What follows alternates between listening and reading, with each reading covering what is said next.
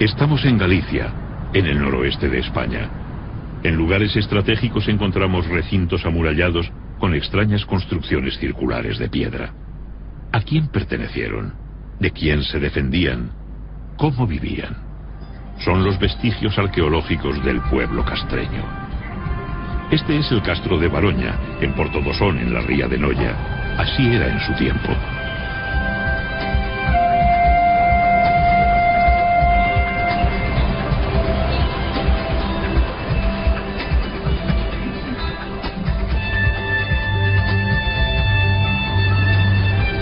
Pero antes de sumergirnos en la vida de los castreños, vamos a viajar al pasado remoto. En estas tierras de escabrosas costas y enormes acantilados, el mar fue desde antaño una vía de comunicación entre los pueblos que habitaron el litoral del Océano Atlántico. El hombre del Paleolítico buscó cobijo en cavernas y abrigos naturales. Su vida itinerante de cazador-recolector le permitió sobrevivir en un entorno feraz y lleno de peligros. Su forma de vida conoció un cambio radical con la llegada de la agricultura. Fue entonces cuando comenzó a dejar su huella en el paisaje.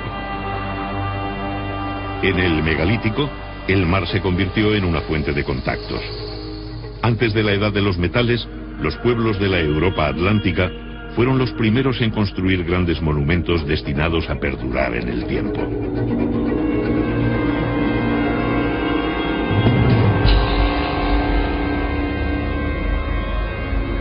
¿Qué significado tiene el alineamiento de más de 3000 menhires de Karnak en la Bretaña francesa? Tardaron varios siglos en erigirlo, alrededor del 3300 a.C. ¿Por qué lo hicieron? En Irlanda, el túmulo funerario de Newgrange es uno de los monumentos megalíticos más importantes de Europa. Se construyó siglos antes que las pirámides de Egipto. Sus muros externos son de cuarcita. El panteón y los menhires que lo rodean están decorados con espirales, círculos y misteriosos trazos en zigzag. ¿Se trataba tan solo de una tumba? Hay estudiosos que lo describen como un enorme observatorio astronómico, al igual que el santuario de Stonehenge, que supuso la extracción, tallado y transporte de enormes bloques de piedra, algunos de hasta 30 toneladas de peso, desde una distancia de 70 kilómetros. Todavía nos preguntamos el porqué de estas titánicas obras, en las que era necesaria la movilización de grandes recursos humanos y económicos, además de una gran capacidad de planificación y organización. En Galicia, las primeras tumbas megalíticas aparecen alrededor del 4500 a.C. Consistían en cámaras funerarias construidas con enormes losas de piedra. Se las conoce como dólmenes. Colocadas verticalmente, las ciclópeas piedras formaban el aposento funerario y un pequeño corredor de acceso. El dolmen se sepultaba formando un túmulo de tierra y piedras. Las mayores losas se tallaban a medida para sellar el enterramiento.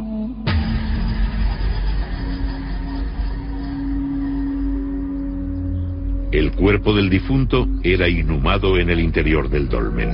Los objetos de prestigio de sus ajuares funerarios ponen de manifiesto la existencia de jerarquías sociales. Aquellos dólmenes, o mámoas, como se les llama en Galicia, donde se enterraba a personajes notables para la comunidad, funcionaban como auténticos mausoleos, es decir, eran a la vez tumbas y santuarios donde se celebraban ceremonias de ofrendas a los ancestros y de culto a los muertos.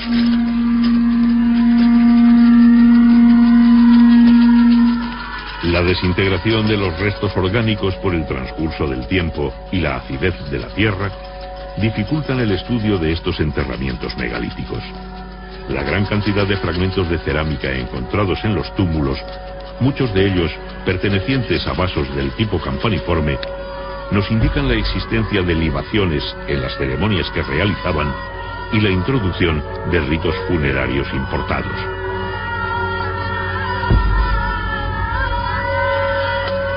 El colosal esfuerzo invertido por estas sociedades del final del Neolítico en la construcción de estos monumentos y su profusa presencia en el paisaje evidencian la importancia que tenían los antepasados y su profunda creencia en el más allá, en la vida después de la muerte.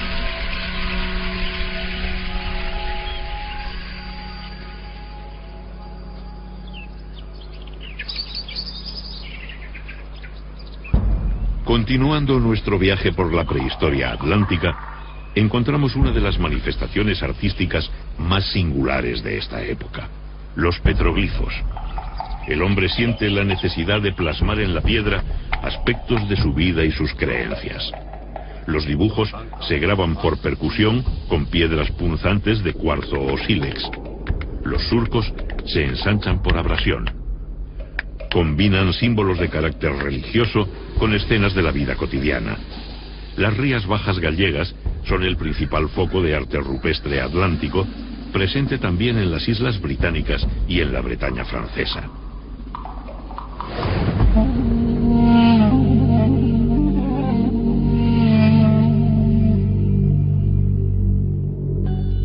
En la Edad del Bronce aumenta la población y los asentamientos se hacen más estables. Viven de una agricultura sencilla. La presión sobre el medio natural se acentúa. Talan los campos y queman la vegetación para crear pequeñas parcelas de cultivo, como se sigue haciendo en las regiones menos desarrolladas del planeta. Durante la quema, también cazaban los pequeños animales que huían del fuego. Labraban la tierra con azadas de piedra y de palo para cultivar plantas leguminosas y variedades primitivas de trigo y otros cereales. Cada pocos años tenían que cambiar de lugar.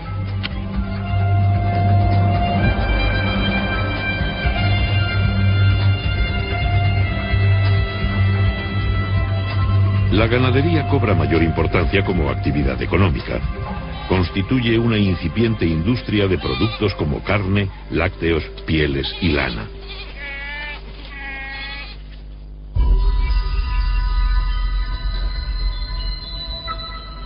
Los asentamientos pasaron de ser meros núcleos familiares a convertirse en aldeas y poblados estables, que más tarde se transformarían en castros como este de Castromao, uno de los más antiguos de Galicia. En la costa se establecen en lugares estratégicos como puntas y penínsulas que les ofrecen buenas condiciones defensivas naturales, reforzadas mediante terraplenes y empalizadas.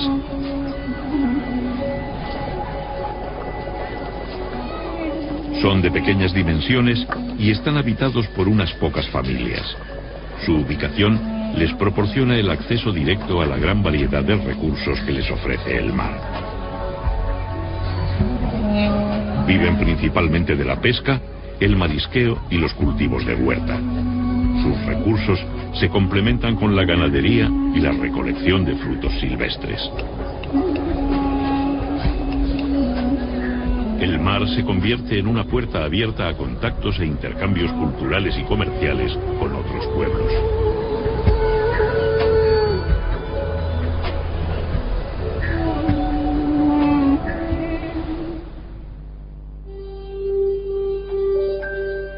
La metalurgia, la mayor innovación tecnológica de la historia de la humanidad, provocó una verdadera revolución, un cambio global.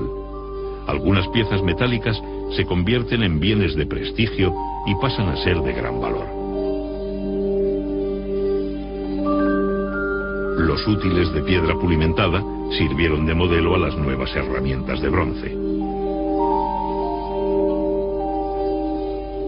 Desde la aparición de la metalurgia, en torno al 2500 a.C., las manufacturas metálicas fueron objeto de intercambio a lo largo de las costas atlánticas y más allá. Un intenso tráfico marítimo unía la península ibérica, las islas británicas y la zona del Canal de la Mancha. Navegaban en embarcaciones construidas con mimbre y revestidas de pieles impermeabilizadas con sebo.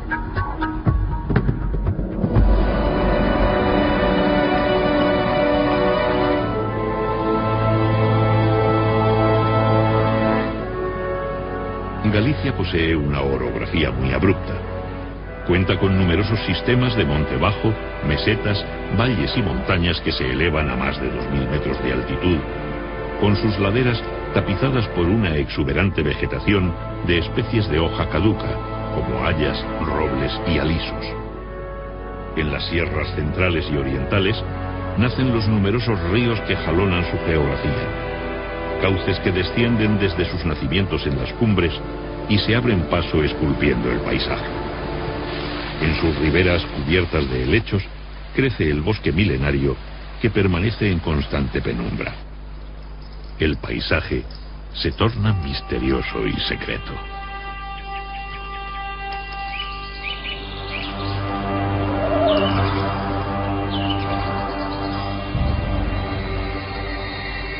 Las sociedades de la Edad del Bronce sacralizaron la naturaleza con divinidades asociadas a montañas, ríos, manantiales, lagunas y bosques.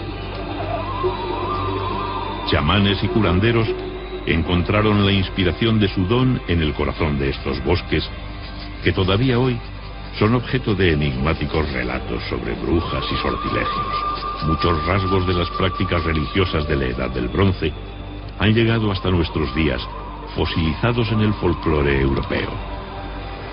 Ninfas, trasgos, gnomos y otros espíritus son entidades míticas que hunden sus raíces en esta remota época. Posiblemente, los pescadores y cazadores que se adentraban en estos parajes ocultos se sometían a algún tipo de iniciación parecida a las que todavía se realizan en algunas comunidades de creencias animistas de África y América, para protegerse de las terribles fuerzas sobrenaturales que existían en estos lugares.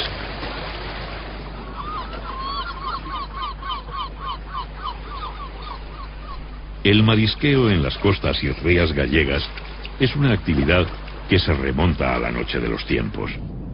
El llamado fenómeno de afloramiento provoca un extraordinario aumento del fitoplancton en el agua, que convierte este litoral en un área de pesca y de biodiversidad única en el mundo. Los pobladores de finales del Bronce y principios de la cultura castreña capturaban crustáceos entre las rocas de la zona intermareal. También consumían percebes, mejillones, lapas y caracoles marinos. La pesca se documenta por los numerosos restos de peces encontrados, como merluzas, caballas, jureles, besugos, congrios y un sinfín de especies más.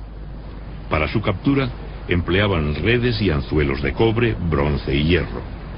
El pulpo lo deshidrataban para su conservación y los pescados azules los secaban después de ahumados.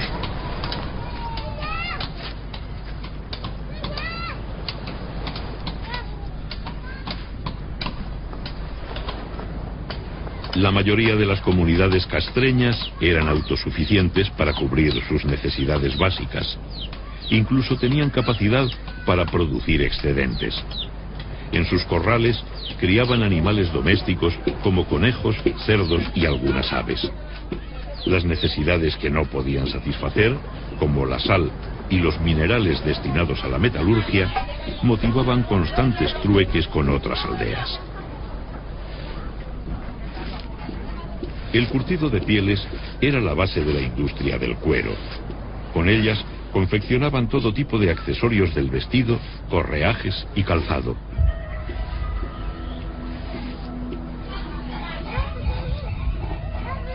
La molienda del grano la realizaban en molinos barquiformes que exigían un considerable esfuerzo.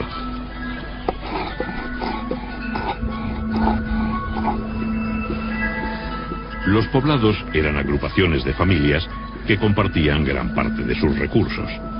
Muchos de los trabajos relacionados con el sustento se realizaban para toda la comunidad.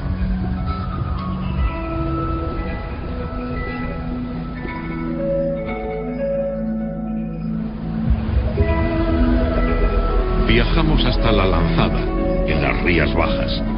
La ermita y los restos del antiguo castillo atestiguan el destacado papel que tuvo este enclave en la historia de Galicia.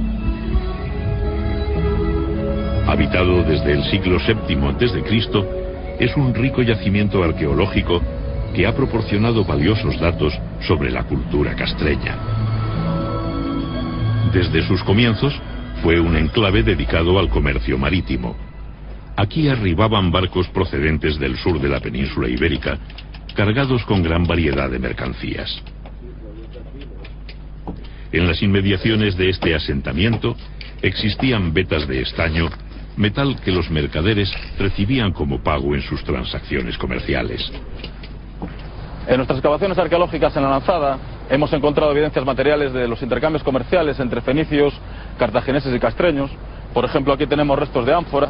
Las ánforas las traían los fenicios y los cartagineses en barcos que se apostaban aquí en la ensenada de Alanzada, y acompañando estos objetos aparecían también perfumarios, joyas, etcétera, ¿no? En este sentido, Alanzada fue un enclave comercial importantísimo en las relaciones entre el norte y el sur, entre el Atlántico y el Mediterráneo, ¿no? Gracias a esta navegación fenicia que llegaba aquí a Alanzada, ¿no?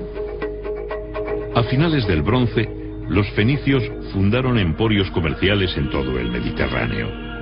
Viajaron hasta los confines del mundo conocido, atraídos por la riqueza de las míticas Casitérides, las islas del estaño, que los relatos antiguos situaban en el tenebroso océano, más allá de las columnas de Hércules. Las Casitérides eran para los mediterráneos una especie de Eldorado, un lugar de su geografía mítica que representaba la proverbial abundancia de metales de las tierras atlánticas. Comerciaron con los pueblos atlánticos durante centurias hasta la caída de Cartago en el siglo II a.C. Traían vajillas, joyas, tejidos, conservas, sal y metales. A comienzos del primer milenio a.C., los fenicios ya habían introducido el hierro y el vidrio en los circuitos meridionales del comercio atlántico.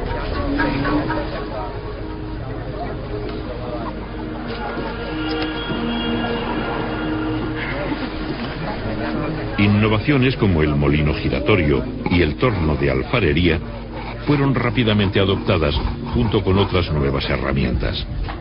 También asimilaron modas en el consumo de alimentos, el vestido y el adorno personal. Los pueblos atlánticos exportaban el estaño desde antiguo. Producían lingotes de pesos estándar con los que pagaban las importaciones. También ofrecían a cambio plata, oro y pieles de animales.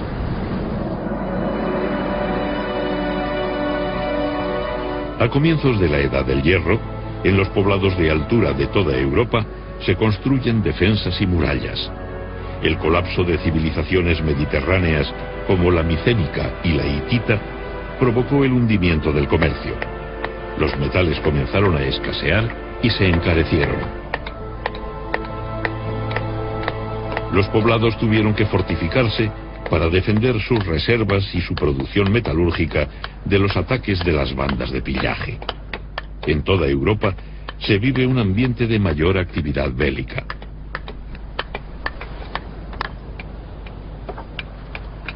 Las nuevas herramientas de hierro permitieron a los castreños perfeccionar las técnicas de cantería, carpintería y construcción. Al mismo tiempo que los poblados se amurallaron convirtiéndose en pequeñas fortalezas, las viviendas de barro se transformaban en casas de piedra.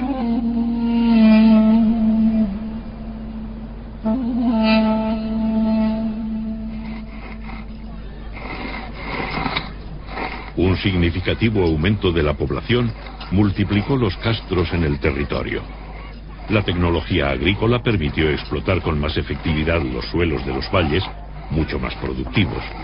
Los nuevos asentamientos se situaron en las tierras bajas. Los intercambios económicos y culturales se hacen más fluidos, especialmente con las islas británicas, hacia donde nos dirigimos ahora para saber cómo vivían sus antiguos pobladores. Al borde de un acantilado de 100 metros de altura, encontramos Duna Ongasa, el mayor poblado fortificado prehistórico de las Islas Aran, en Irlanda. Su sistema defensivo de murallas concéntricas y piedras hincadas es muy similar a los castros de Galicia. La reconstrucción del poblado de Castle Henleys, en Gales, pone de manifiesto la semejanza en usos y costumbres que tenían los pobladores de los territorios atlánticos. Sus casas de planta circular, paredes de piedra y techumbre cónica vegetal son prácticamente iguales a las castreñas. Las paredes enlucidas muestran dibujos circulares y cruciformes de simbología solar.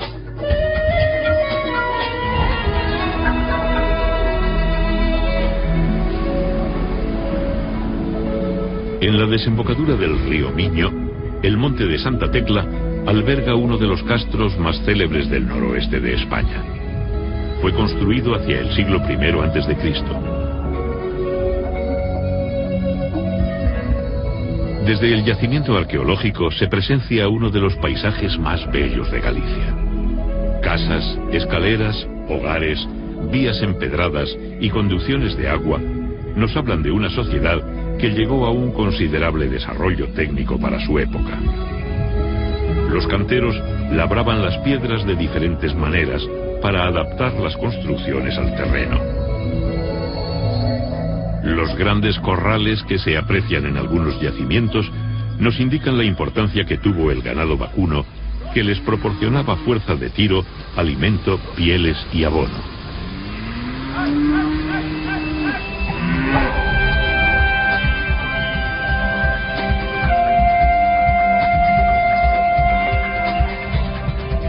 En Galicia, la naturaleza se muestra con toda su fuerza. Las grandes mareas dejan al descubierto bancos de arena, estuarios y playas que favorecen el desarrollo de especies de bivalvos marinos, como almejas, berberechos, ostras, lapas, navajas y vieiras.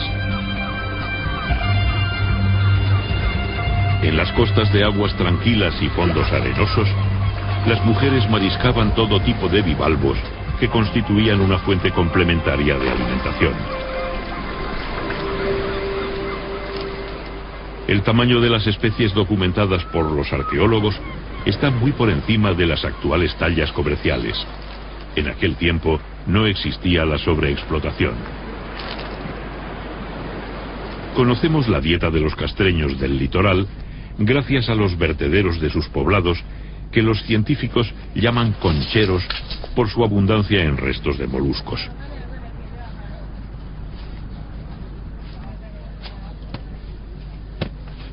La actividad textil estaba a cargo de las mujeres. Los numerosos restos de husos y pesas de telar encontrados en las excavaciones revelan que la confección de tejidos era de gran importancia para estas comunidades.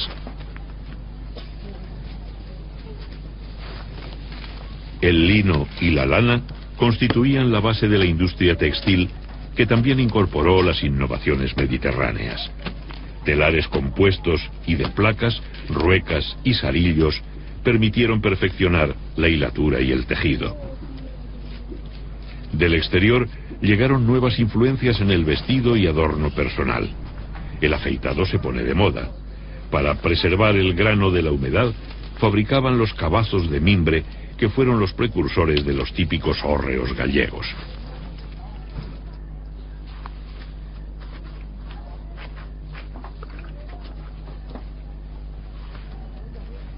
Aunque el torno de alfarero ya era utilizado, la cerámica moldeada a mano continuaba siendo de uso común.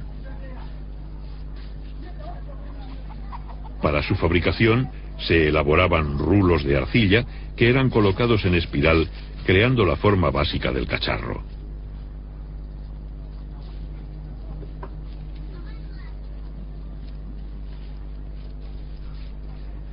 Después se unían entre sí las tiras de arcilla, se alisaba la superficie y se daba la forma definitiva. Luego lo dejaban secar completamente antes de someterlo al fuego.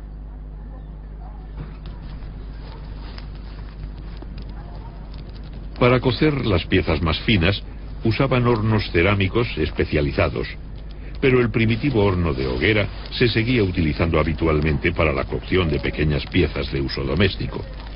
Consistía en un hoyo excavado en el suelo, dotado de un tiro transversal en dirección al viento dominante.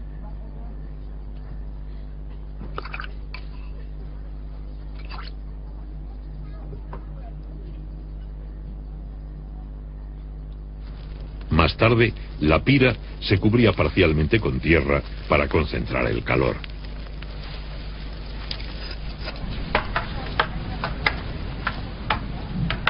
Para muchas comunidades del noroeste, la actividad bélica ocupó un lugar destacado en su vida. Desde jóvenes se preparaban para la guerra.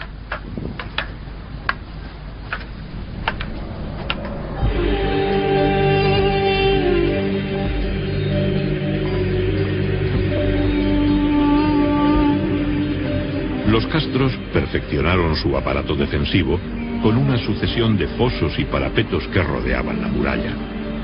También se reforzaron las defensas en las puertas de acceso con muros y torreones que las flanquean. Estaban construidos para ver y ser vistos. En poblados de última época, como en este de Villadonga, en Lugo, las murallas poseían una intencionada monumentalidad que prestigiaba el conjunto.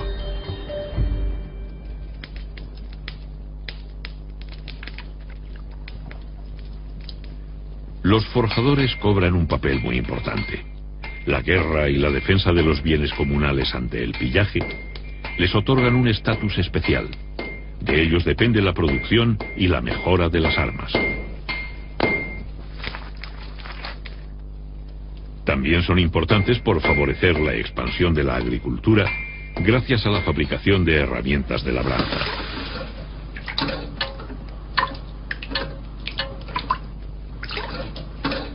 Los guerreros galaicos ceñían un puñal al cinto y portaban un escudo redondo llamado caetra.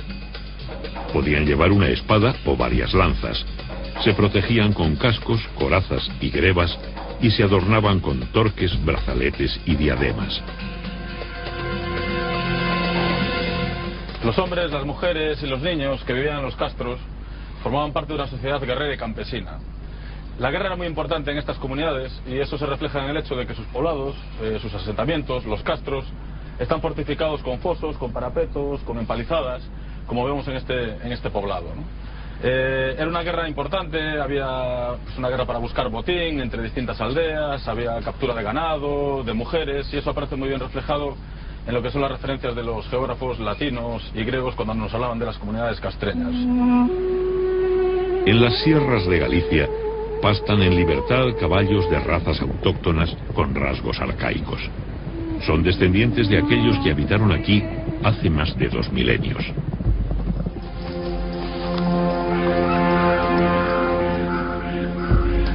Los caballos eran un símbolo de poder y riqueza. Nunca formaron parte de la dieta, se utilizaban para la guerra y en los sacrificios. El autor clásico Diodoro de Sicilia nos habla de las bandas de pillaje. Cuando sus jóvenes alcanzan la plenitud de su fuerza física, aquellos que son pobres en riquezas materiales se reúnen en lugares montañosos y de acceso difícil, donde forman bandas de talla considerable y después bajan a Iberia y juntan riquezas gracias al pillaje. Por su importancia, los caballos constituían un magnífico botín. Los valerosos jóvenes de estas bandas capturaban los caballos derribándolos. Posiblemente esta forma de atraparlos haya perdurado hasta nuestros días en la popular fiesta de las rápadas bestas, en la que una vez al año bajan los caballos del monte, los apresan y les cortan las crines.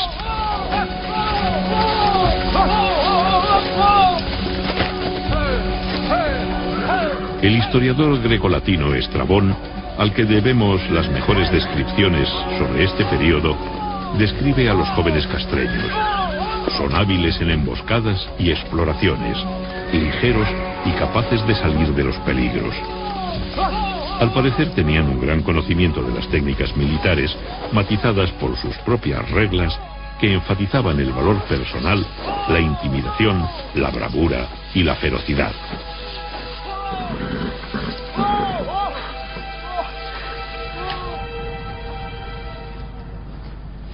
se puede suponer la existencia de ceremonias iniciáticas. Para ser aceptados como guerreros, los jóvenes debían superar una prueba: la caza de algún animal salvaje, como un oso, un lobo o un jabalí, o matar a un enemigo.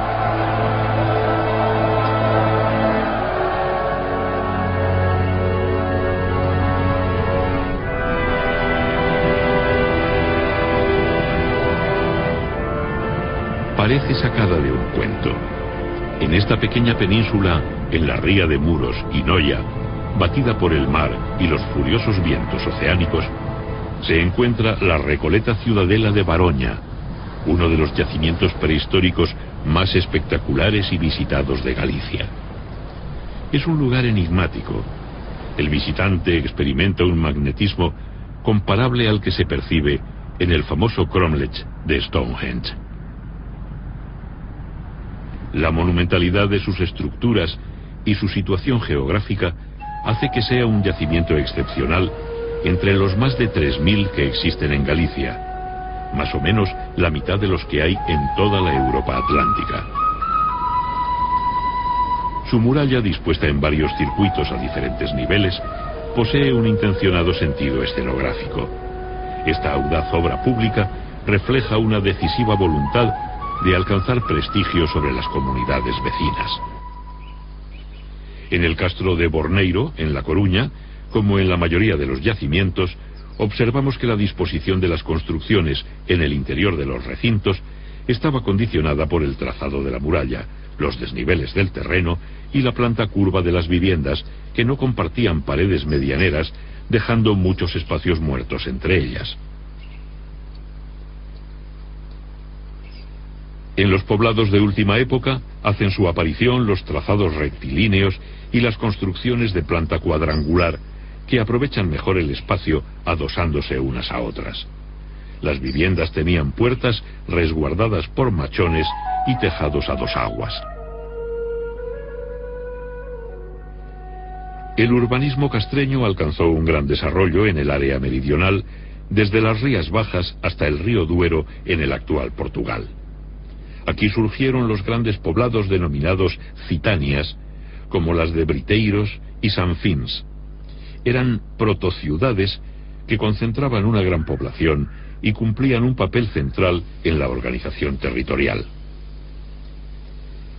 En la misma época se construyen los llamados monumentos con horno o saunas castreñas, como esta de Punta dos Prados, en Ortigueira, en la provincia de La Coruña.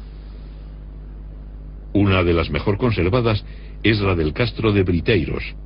Estrabón nos cuenta que los galaicos tomaban baños de vapor y luego de agua fría. Estaban construidas con grandes placas de piedra que las aislaban del exterior.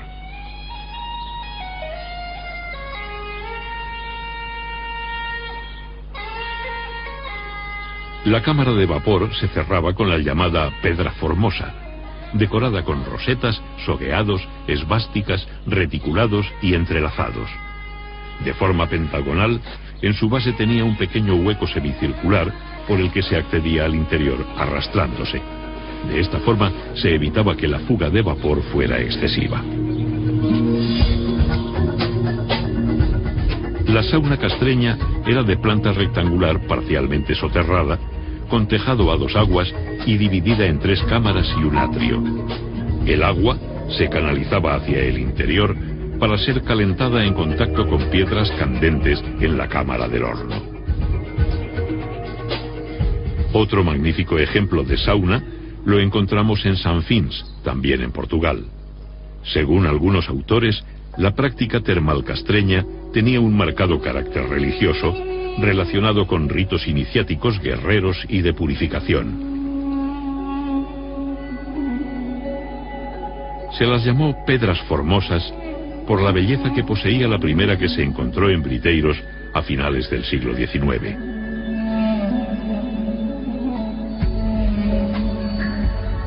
Los elementos decorativos combinaban motivos que recuerdan a los de la orfebrería. Algunos se pueden considerar protectores, como las esvásticas, un símbolo de buen augurio que aún se mantiene en la Galicia rural.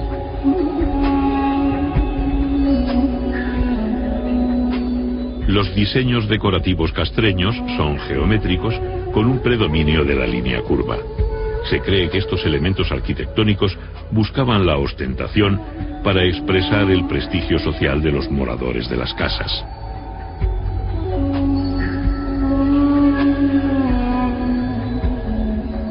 Se conocen una treintena de estatuas de guerreros galaicos. Representan figuras masculinas en pie, en actitud de parada y exhibiendo sus atributos militares.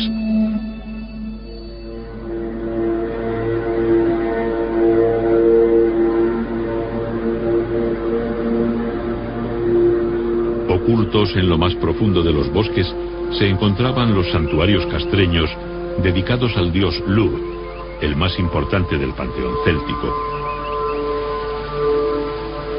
En lugares determinados de los ríos, que simbolizaban las puertas al otro mundo, se practicaban los rituales de ofrendas de armas dedicados a la diosa Nadia, protectora de la comunidad y vinculada a la idea de la reencarnación.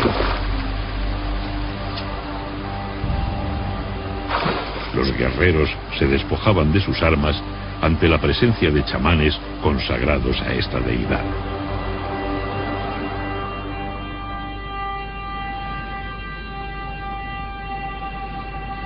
Creían en dioses hacedores del mundo, en divinidades relacionadas con la guerra, el vigor físico y la fuerza, y en deidades relacionadas con la producción y la abundancia. Existía una clase sacerdotal especializada con gran influencia sobre la comunidad. Druidas, chamanes y adivinos eran consultados y reverenciados por ser hombres sagrados, portadores del conocimiento arcano, que podían ver más allá del mundo de los vivos. Sus predicciones y consejos eran seguidos por nobles y guerreros. Las sociedades antiguas no conocían el laicismo, y como todavía sucede en África, casi todos los aspectos de la vida tenían una dimensión mágico-religiosa. Por ello, las constantes ofrendas y sacrificios rituales de marcado carácter céltico. Desde su origen en el norte de los Alpes, la lengua celta se extendió por todo el occidente, llegando a la península ibérica, donde se hablaban variantes arcaicas de esta lengua. En muchos lugares donde actualmente se ven cruces, antiguamente había estelas dedicadas a los lares viales. La Iglesia los sustituyó desde el siglo VI. Eran deidades domésticas relacionadas con los espíritus de los antepasados que se creía vagaban por los caminos. Estrabón nos cuenta que colocaban a los enfermos en los cruces de caminos para ser curados por espíritus de los que habían sufrido una enfermedad similar. Muchos de los santuarios dedicados a estos dioses fueron cristianizados mediante los cruceiros, omnipresentes en toda Galicia.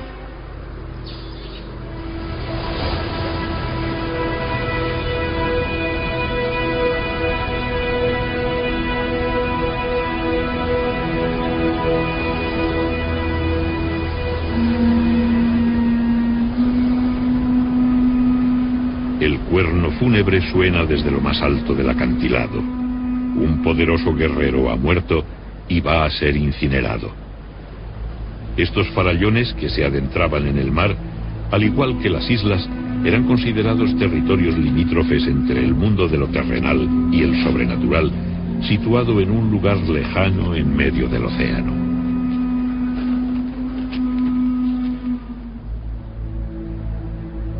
Los ritos funerarios castreños continúan siendo un misterio, pues apenas han dejado huella en el registro arqueológico.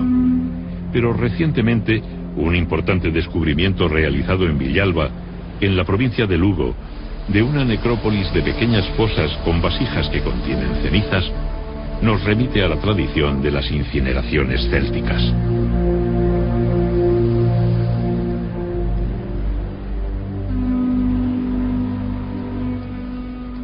El difunto era despojado de sus joyas personales como pulseras, torques y su puñal de antena. El oficiante entregaba sus armas y posesiones al sobrino del finado. En estas tierras del noroeste Tradicionalmente las hijas heredaban de sus madres. Los varones estaban ligados especialmente a su tío materno.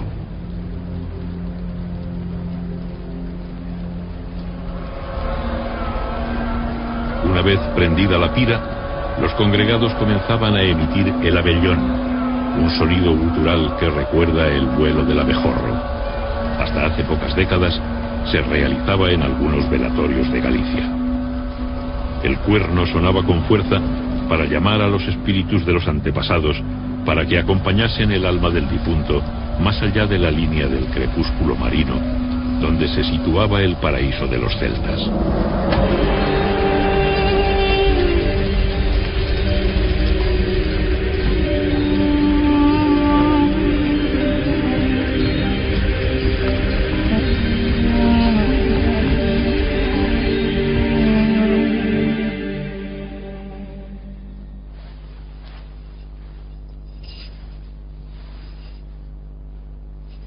Los recientes descubrimientos realizados en castros de Galicia documentan que las cenizas del difunto se enterraban en una cista o arqueta en el suelo de la casa familiar.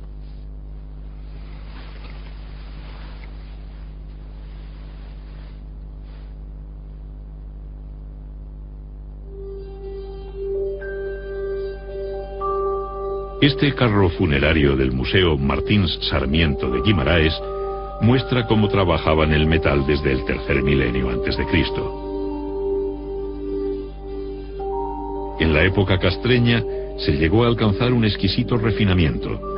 Pulseras, pendientes, brazaletes y torques de oro fusionaban los gustos europeos con las influencias mediterráneas.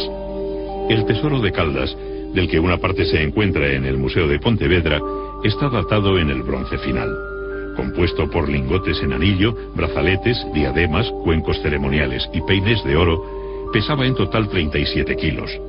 Todas las piezas se ajustan al sistema de pesos del ciclo fenicio, lo que indica que ya en ese tiempo la orfebrería era objeto de exportación.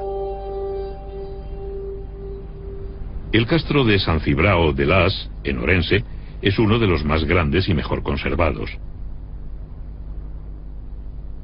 Vemos conjuntos de viviendas y almacenes que abren sus puertas hacia un patio central enlosado. La independencia social y espacial de estas unidades denota la marcada autonomía económica de cada familia.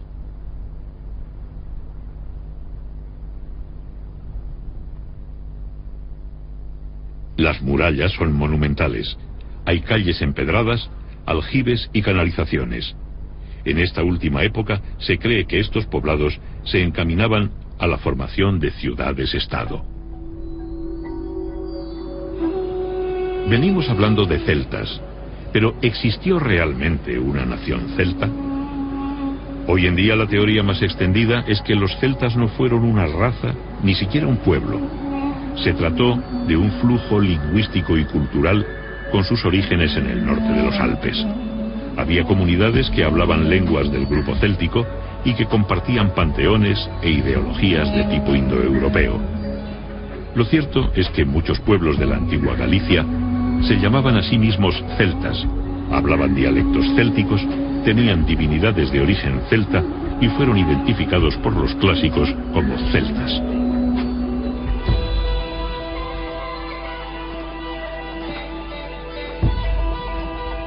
Los banquetes siempre han favorecido la fraternidad entre los comensales. En aquella época, y según el cronista Estrabón, en ocasiones especiales, los jefes castreños de diferentes clanes celebraban banquetes que adquirían un carácter de ritual. El cronista grecolatino nos cuenta que se sentaban en bancos construidos alrededor de las paredes, situándose según edad y dignidad. La comida se la iban pasando en rueda, mientras bebían el escaso vino del que disponían. En sus recetas, en lugar de aceite, empleaban mantequilla. También describe que al final bailaban en círculo al son de la flauta, dando saltos y cayendo de rodillas.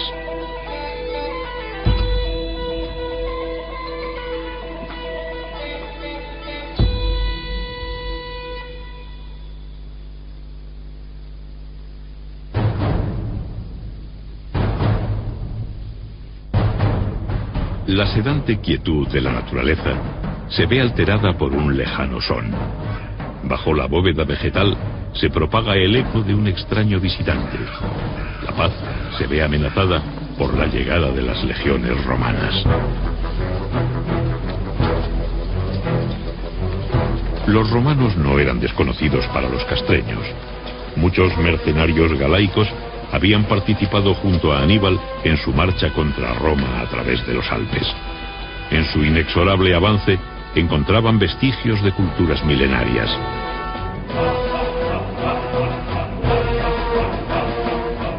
En la comarca del Bierzo, lindando con la actual Galicia, el fantasmal paisaje de las Médulas sobrecoge por su magnitud. Sus paredes verticales son el resultado de una demolición premeditada de la montaña que existía antes de la llegada de los romanos.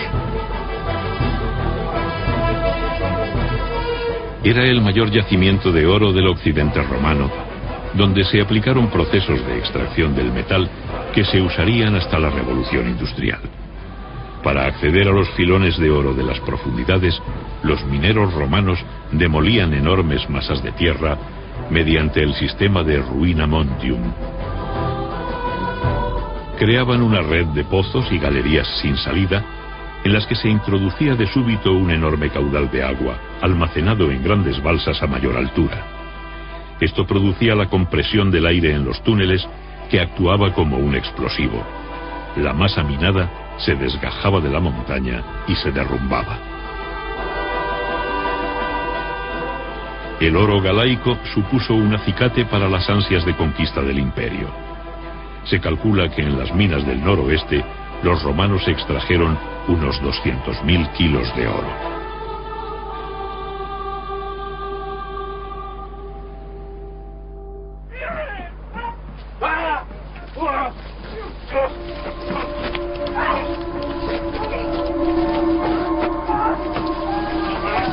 Los castreños han capturado a un tribuno romano y se disponen a sacrificarlo para utilizar su cuerpo en un ritual de adivinación.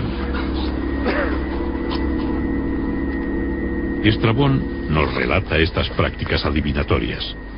Examinan las entrañas sin extraerlas, y examinan las venas del torso y adivinan tocándolas, y consultan las entrañas de sus prisioneros de guerra. Los cubren con sagos y después el hieróscopo los golpea por encima de las vísceras. Dan un primer presagio por la forma en que cae el cuerpo. Cortan la mano derecha de los prisioneros para consagrarla al dios Ares. La ocupación del territorio noroccidental peninsular fue lenta y costosa. La conquista se realizó en 3 fases.